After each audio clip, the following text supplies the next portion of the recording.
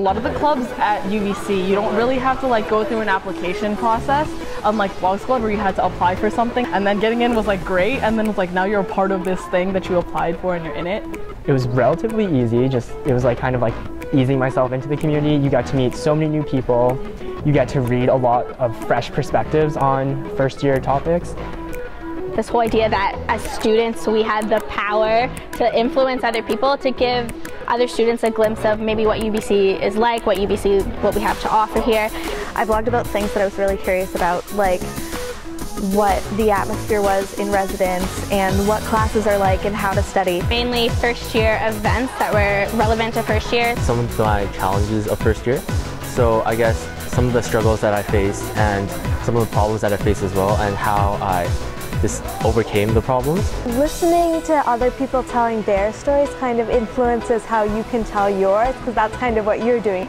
And it made it really interesting not to only have my own experience on the web, but to share everybody else's, and that way it becomes collaborative. When I was applying for Arts 1, I didn't really know much, and I was like, oh, maybe, you know, if you could see a student perspective from it. I wanted people to learn more about what it's like and be interested in it. Blog Squad definitely gets the word out there for that. My prof found my blog. I've definitely become really close with a lot of the people on Blog Squad, and it's really interesting just meeting a lot of different types of people. Okay, so the whole Blog Squad, basically a bunch of like super talented, super jokey people.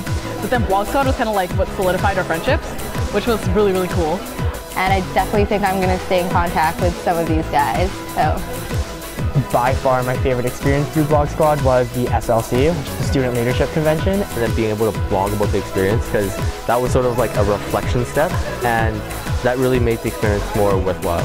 My favorite experience was reading everybody else's blog. Well, Blog Squad made me realize that I really, really like social media and talking through the internet.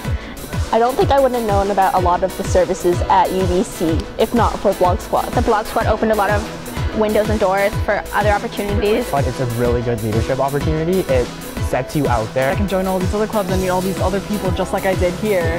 Next year I'm involved with Jumpstart, so another way of helping first year students transfer in. I'm going to be a mug leader. I am becoming an RA next year in band aid. I want to continue blogging.